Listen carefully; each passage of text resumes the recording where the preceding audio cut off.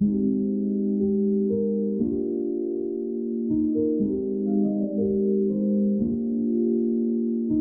cette deuxième saison, le podcast « Il était une fois le bijou » explore le concept d'exception. Bien sûr, un bijou est toujours exceptionnel, parce qu'il comporte une gemme que la Terre ne reproduira plus, parce qu'il a été créé avec amour par un artisan, parce qu'il a été offert et reçu pour chaque moment d'exception. Mais il y a des bijoux encore plus exceptionnels, des gemmes incroyables, un design joaillier extraordinaire, une réalisation joaillère qui défie l'imagination et une vente d'exception. Il était une fois le bijou a été à la rencontre des acteurs de cette exception joaillère. Dans le premier épisode de cette saison 2, Laurent Massy, gémologue et fondateur de l'école de gémologie Lagat, nous a expliqué les gemmes d'exception. Pour le deuxième épisode, je me suis demandé comment on concevait et dessinait un bijou d'exception et nous avons écouté le designer joaillier Frédéric Manet. Dans ce troisième épisode, j'ai interviewé Joti Serroge et Broussard, l'artiste joaillier sculpteur qui a réalisé la parure Rubéus avec la plus grande alexandrite du monde, imaginée par Frédéric Manet et exposée au musée des arts décoratifs du Louvre en 2019. Joti Serroge et Broussard s'est lancé de façon indépendante à 21 ans. À 27, il remportait sa première commande royale. À 28, il exposait à la Biennale du Grand Palais. Et à 29, il répondait à une commande princière. Alors je lui ai posé cette question toute simple et dont la réponse est pourtant complexe. Comment crée-t-on un bijou d'exception ? Je suis Anne Desmarais de Jotan, amoureuse des mots et passionnée du bijou. Êtes-vous prêt à écouter cette belle histoire de bijoux ? Commençons. Il était une fois le bijou.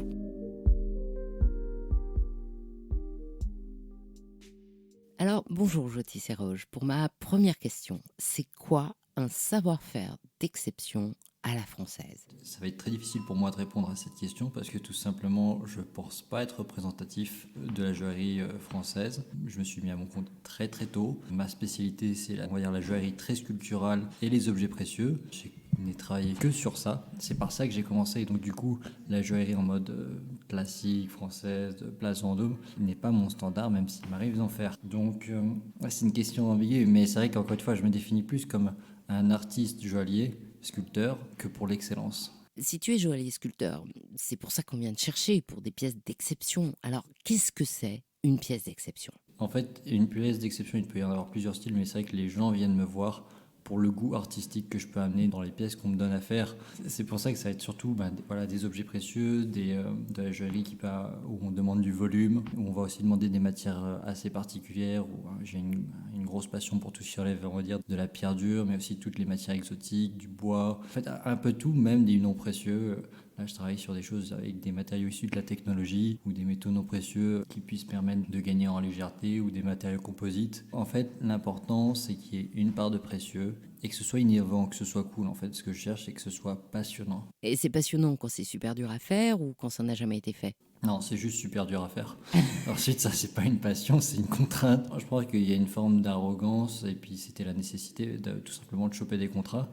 Mais en fait, si c'était impossible à faire, je le faisais. Parce que primo, il n'y avait pas grand monde qui voulait le faire. Et ensuite, je pense que c'était le goût du challenge. Et ensuite, encore une fois, le fait de ne pas être joaillier, mais de travailler sur plein de supports, y compris des œuvres grande taille, dans des matières non précieuses, le fait d'avoir eu des demandes pour du mobilier, pour de l'orfèvrerie, pour de l'objet précieux, pour des horloges. En fait, j'ai une vision qui est plus globale.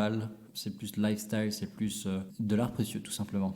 De l'art précieux, c'est-à-dire avec des matières qui sont au moins une précieuse. Absolument, toute partie précieuse. Et quelle est la difficulté quand il y a comme ça une matière précieuse ? Ça peut être une pierre, par exemple. Je pense que la vraie difficulté, c'est plutôt à chaque fois le fait de devoir s'innover. Tout est toujours unique, donc à chaque fois, il faut retrouver, réinventer en fait des procédés ou des méthodes qui n'existent pas, trouver aussi le sourcing peut-être parfois assez particulier avec certaines commandes. Et en fait, c'est un ensemble de plein de petits trucs.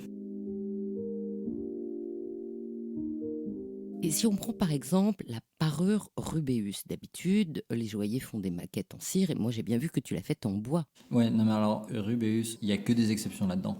C'est-à-dire que absolument tout de A à Z est une folie. La rencontre du client est complètement improbable. La manière dont il a fallu avec Frédéric Manet, qui est donc l'ami designer avec qui je bosse de plus en plus souvent, trouver cette idée de collection en une nuit, la dessiner, développer les dessins préalables, la maquette en bois effectivement que j'ai fait en amont, les délais, il fallait produire tout en à peu près un peu plus de 6 mois, alors que généralement on fait quand même bien 2 ans pour ce genre de pièces, de viser sur le pouce en 10 minutes, rien n'était normal, tout était exceptionnel, les techniques, la manière de se sourcer, il n'y avait rien de cohérent, non cohérent oui, le résultat est cohérent. Tout était exceptionnel. Tout était complètement, je dirais même dément. Mais pour revenir à la question sur la maquette en bois, alors j'ai appris après coup que certains avaient déjà fait ça dans le passé, genre au 18e, etc. Moi je l'ignorais, non, ça m'a juste paru être l'évidence pour pouvoir aller vite et avoir vite cette notion de volume que je voulais pour cette collection. Encore une fois, si c'est pour faire de la joaillerie normale, aussi belle soit-elle mais plate, bah il n'y a pas d'intérêt de venir me voir. Les gens ils viennent me voir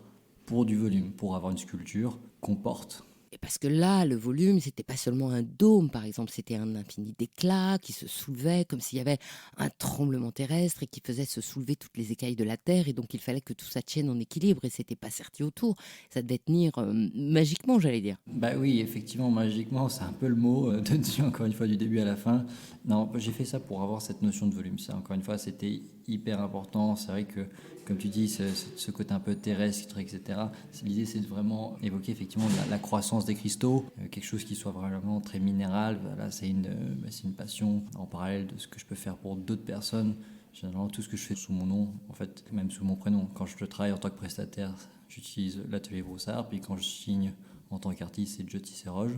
Mais tout ce que je vois là, ce que je fais sous Joe Tisseroge, c'est soit sur le thème du voyage, soit sur le thème des 4 éléments, terre, eau, air, feu. Pour moi, la représentation de la terre, une des manières que je préfère privilégier, c'est justement les formes un peu cristallines, sur des bases carrées, où on a vraiment cette notion de croissance, de roche. Et donc du coup, pour revenir sur ce collier, comment on peut avoir cette notion de grand volume sans être non plus agressif et que ça reste confortable.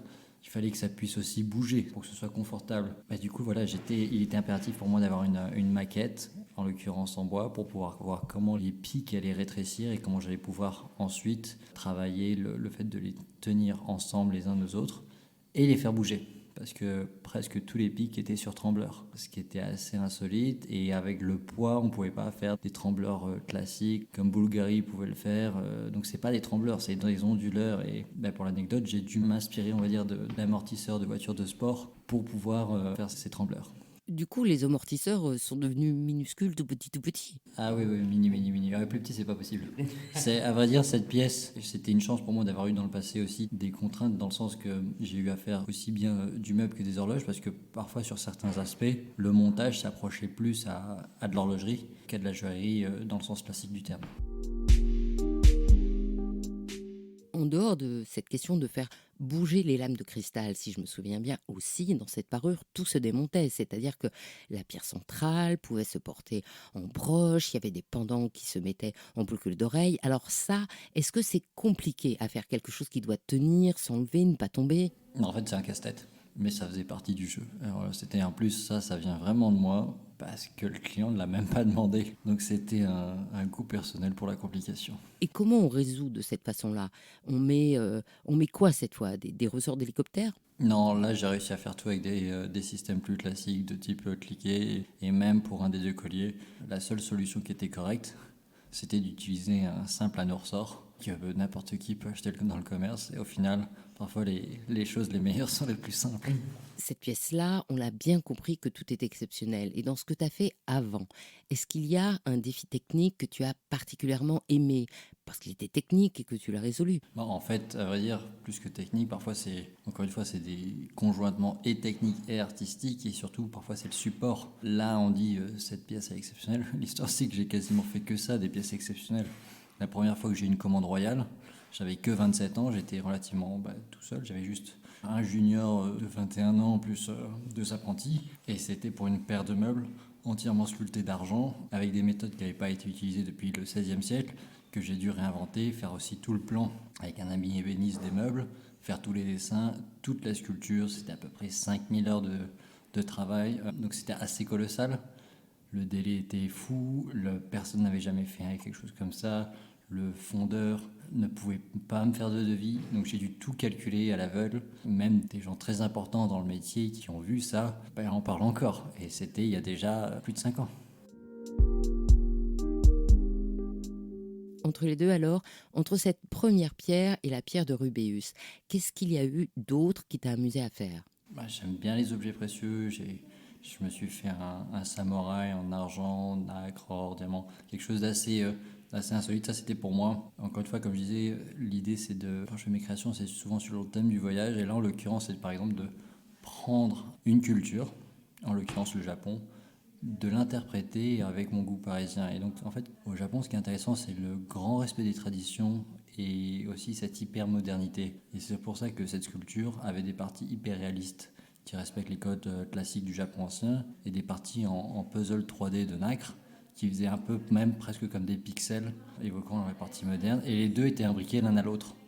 Donc il y a vraiment, en fait, l'idée, c'est presque parfois philosophique. Prendre l'essence d'une culture, la retravailler, en faire un design qui puisse être percutant. Et derrière, au final, l'artisanat, c'est ce qui permet de rendre tout ça réel. Et cette pièce-là était grande comment ? De mémoire, c'est 34 cm de haut. Donc comme ça, on voit bien l'étendue, parce que tu viens de parler d'un meuble, là c'est quelque chose de 34 cm, et Rubéus c'est un collier. Et à vrai dire, dans l'autre sens, c'était il y a 4 ans, la même année, j'avais fait également une microsculpture d'un éléphant portant des marajas à la chasse au tigre. Et ça faisait que quelques centimètres, qu'est-ce que je dis, quelques millimètres de haut. Là, ça devait faire à peu près 1,5 cm de haut. Donc ça, c'était vraiment un vrai challenge. En fait, c'était pour montrer les compétences en microsculpture. Et ma foi, c'est avec ça que j'ai gagné pratiquement tous mes contrats après. La microsculpture, ça se fait avec quelque chose de particulier, des machines particulières ? Pas spécialement. Pareil, personne ne m'avait jamais montré, donc je l'ai fait à l'instinct, comme presque tout le temps. J'ai pris tout simplement des fraises diamantées qu'il peut y avoir dans le commerce et moteur de bijoutier, et yalla.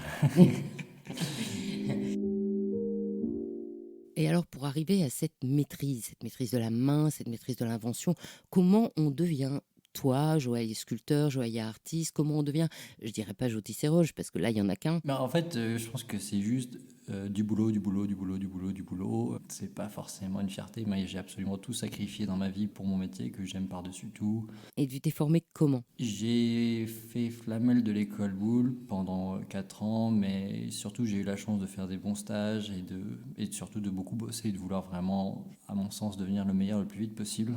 Et qui pousse en fait à aller pas au plus facile, mais au plus cool, au plus pointu. Et puis ensuite, des coups de chance, le fait d'avoir pu travailler dans un petit atelier et découvrir vraiment ce qui, moi, me passionnait à la base, qui était la joaillerie sculpturale et les objets précieux. Vite, j'ai pu apprendre les bases, mais comme je me suis mis à mon compte à seulement 21 ans, surtout, j'ai beaucoup appris moi-même, j'ai envie de dire dans la douleur, mais dans la passion.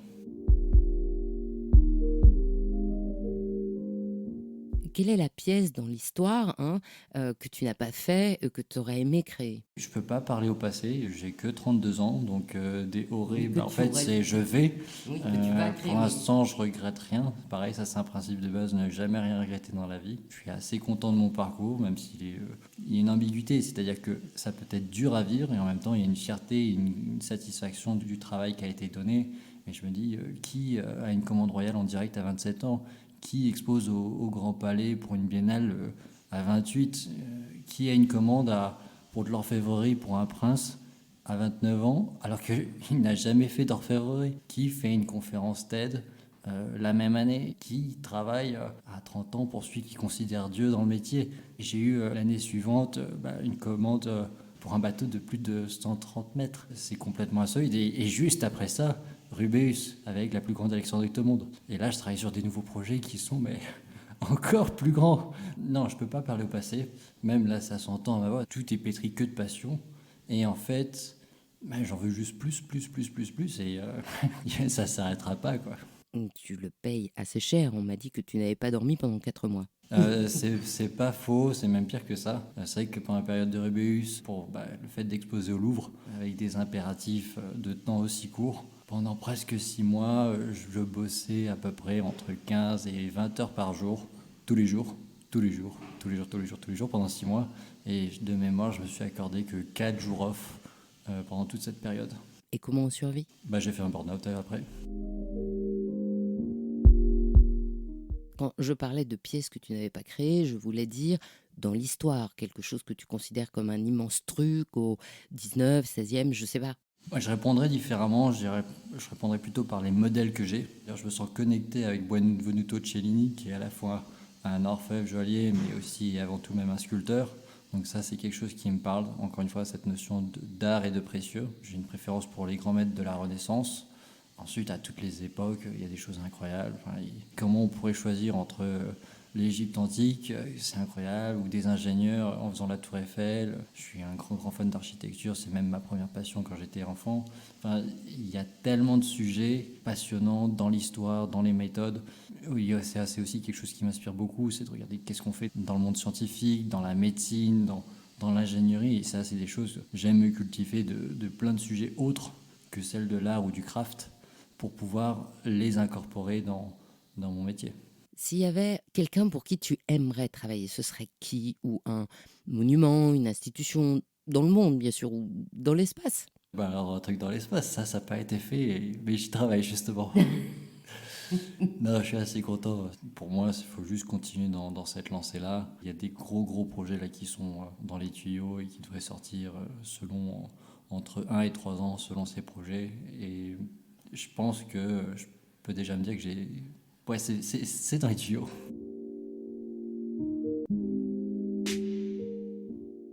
Une question comme ça, est-ce que toi, tu as un bijou fétiche, toi qui as créé des tas de choses pour tout le monde, qui a fait de l'orfèvrerie, des meubles, est-ce que toi, tu as un bijou à toi fétiche ? Alors, effectivement, je me suis fait un petit Ganesh que je porte presque tout le temps autour du cou, et ça, c'était mon cadeau de moi-même à moi-même pour mes 21 ans. Et donc, ça représente, on va dire, l'abondance, mais évidemment, c'est pas dans le sens juste financier, c'est aussi intellectuel, dans la vie, en fait, c'est vraiment l'abondance de toutes bonnes choses. Donc ça, je l'ai à peu près en permanence sur moi. Et puis j'ai également 2 bagues, un Ouroboros et puis une bague en argent simple que je me suis fait pareil il y a longtemps. Un Ouroboros. Un Ouroboros, en fait, c'est le symbole du serpent qui se mord la queue, symbole d'infini. Puis c'est un peu on va dire une image alchimique. D'ailleurs, c'est souvent, l'alchimie est quelque chose de récurrent. C'est un peu l'essence du métier pour moi. Et qu'est-ce que tu dirais à un jeune pour l'encourager aujourd'hui ? Fais pas ce métier.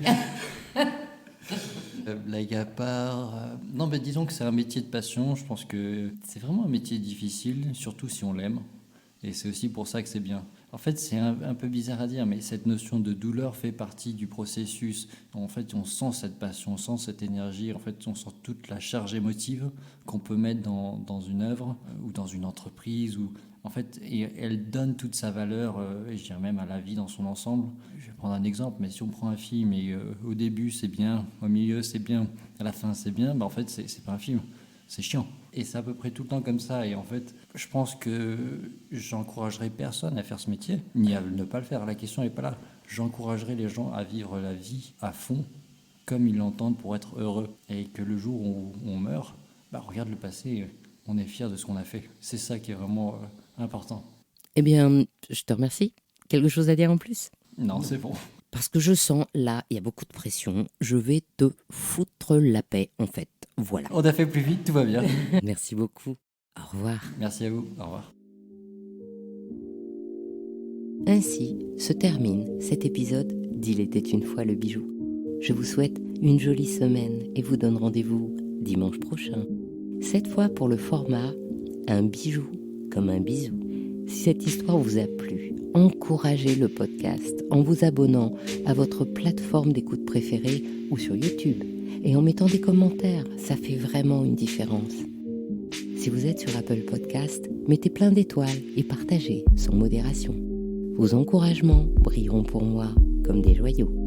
À dimanche pour une prochaine histoire de bijoux et en attendant, soyez heureux et ayez beaucoup de bijoux.